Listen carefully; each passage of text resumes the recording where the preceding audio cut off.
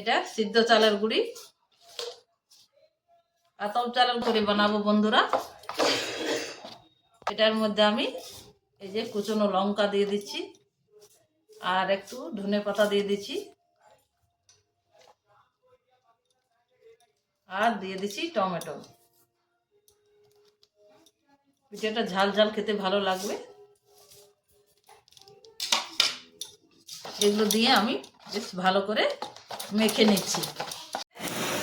আমি একটু oil brush করে নিচ্ছি।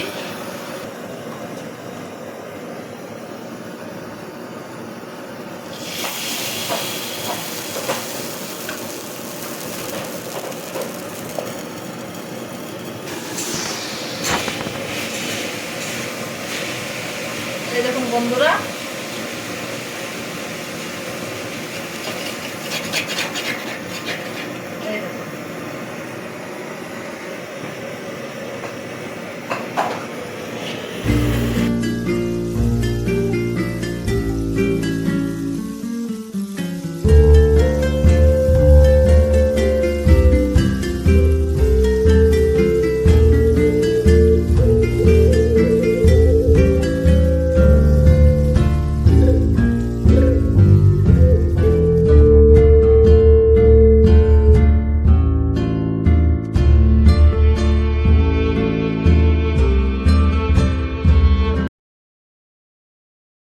আপনারা কেমন আছেন? আশা করি ভালো আছেন, সুস্থ আছেন। আমিও ভালো আছি। এই ঠান্ডায় আজ প্রচন্ড ঠান্ডা পড়ে গেছে, আজ তাই ভাবলাম আজ একটু পিঠে বানাবো। এসকা পিঠা, ভাপা পিঠা যাকে বলে, আজ অন্য স্বাদে একটু বানাবো। এই যে গুড়ি বেটে নিয়েছি, বাটাটা দেখানো হয়নি, হ্যাঁ বেটে নিয়েছি। এই গুড়িটা দিয়ে আমরা আজ এসকা পিঠা বানাবো। আপনারা দেখতে থাকুন প্রথম থেকে শেষ পর্যন্ত। এটা আমাদের পুরুলিয়া ডিস্ট্রিক্টের একটা পিঠে, এটা প্রতিটা পুরুলিয়া ডিস্ট্রিক্টের লোকেই বানিয়ে খায়। আর এই পিঠেটার একটা মাহাত্ম্য আছে বন্ধুরা। যখন আমাদের ধান কাটা শেষ হয়, তখন এই ধান কাটা যেদিন শেষ হয় সেদিন আমাদের ক্ষেতের থেকে টেনে নিয়ে আসে, হ্যাঁ শেষ ধানটা কেটে নিয়ে আসে, সেদিন আমাদের এই পিঠেটা বানানো হয়। হ্যাঁ, ওটাকে আমরা বলি ডেনি জিরালি, একটা ভাষা, প্রসিদ্ধ ভাষা আমাদের পুরুলিয়া ডিস্ট্রিক্টে। এই পিঠেটাই আমরা করব, ওটাকে বলে এসকা পিঠা। আপনারা প্রথম থেকে শেষ পর্যন্ত দেখতে থাকুন।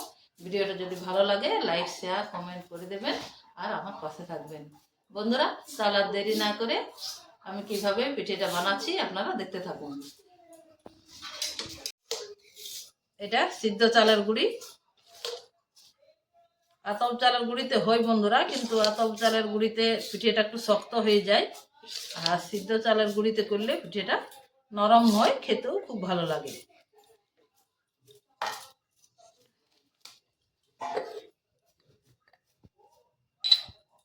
এটাতে আমি পরিমাণ মতো নুন দিয়ে দিচ্ছি। আজ এই পিঠেটা আমি একটু ঝাল ঝাল করে বানাবো বন্ধুরা। এটার মধ্যে আমি এই যে কুচনো লঙ্কা দিয়ে দিচ্ছি, আর একটু ধনে পাতা দিয়ে দিচ্ছি, আর দিয়ে দিচ্ছি টমেটো। পিঠেটা ঝাল ঝাল খেতে ভালো লাগবে। এগুলো দিয়ে আমি বেশ ভালো করে মেখে নিচ্ছি।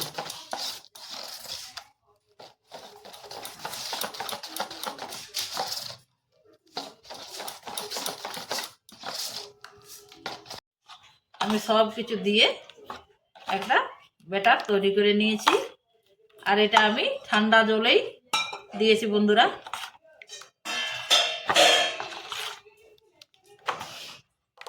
এই দেখুন, এবার আমি পিঠেটা তৈরি করব। আমি এই স্টোভে পিঠেটা বানাবো। এই স্টোভটা বন্ধুরা আমার বিয়ের স্টোভ। দেখুন আমার বয়স কত হয়ে গেল, এখন পর্যন্ত স্টোভটা ওইরকমই আছে। এই স্টোভেই আজ আমি পিঠেটা বানাচ্ছি। দিয়ে নিচ্ছি। এখন তো স্টোভ আর দেখাই যায় না।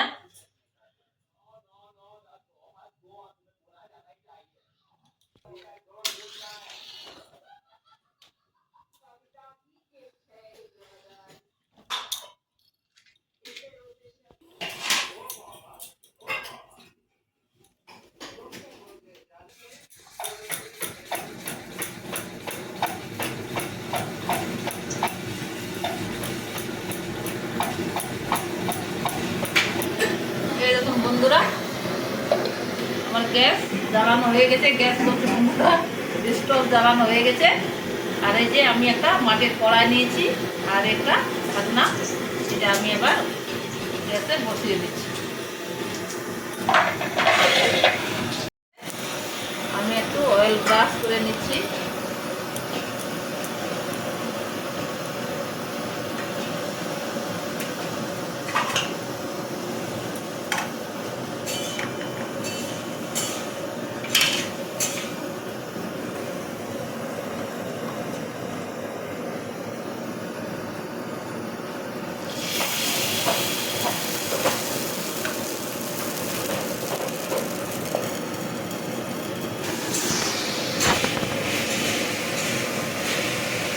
এই দেখুন বন্ধুরা,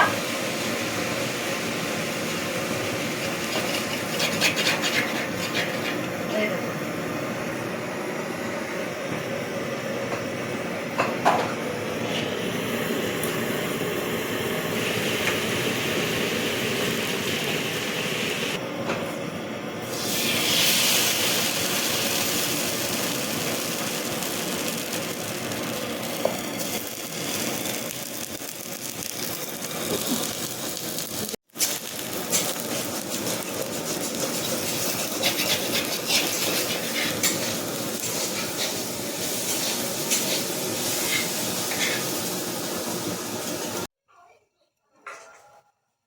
বন্ধুরা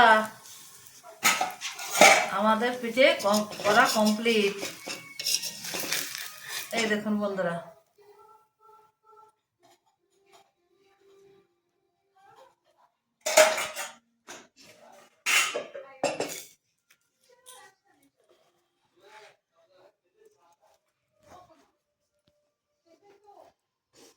এই দেখুন বন্ধুরা আমাদের এসকা পিঠা কমপ্লিট।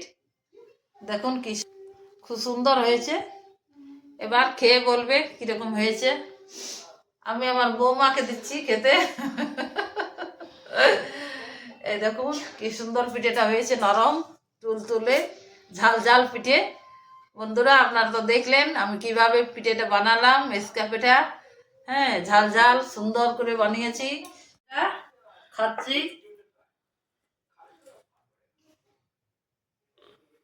আগে আমি আমার বৌমাকে দিচ্ছি। কে বলো কিরকম হয়েছে, খাও খাও। কেমন হয়েছে বলো?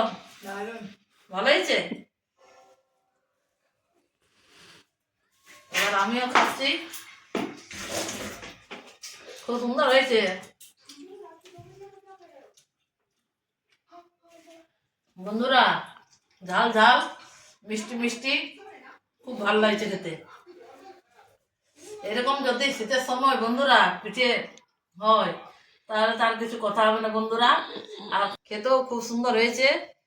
হ্যাঁ, আপনারা এরকম বাড়িতে এসকা পিঠা বানিয়ে খাবেন শীতের সময় বন্ধুরা। ঝাল ঝাল পিঠে আর নতুন খেজুর গুড় দিয়ে পিঠেটা খেতে খুব সুন্দর লাগে, খেতে খুব ভালো হয়। হ্যাঁ, ভিডিওটা তো আপনারা সবই দেখলেন কিরকম ভাবে আমি পিঠেটা বানালাম। আপনারাও এইভাবে পিঠেটা বানাবেন, বাড়িতে বানিয়ে খাবেন। আর এই ভিডিওটা আমি বেশি বড় করছি না। দেখা হচ্ছে অন্য কোনো দিন একটা নতুন ভিডিও নিয়ে। ততক্ষণে বিদায়, টাটা। আপনারা ভালো থাকবেন, সুস্থ থাকবেন আর এরকম সুন্দর সুন্দর পিঠে বানিয়ে খাবেন। টাটা।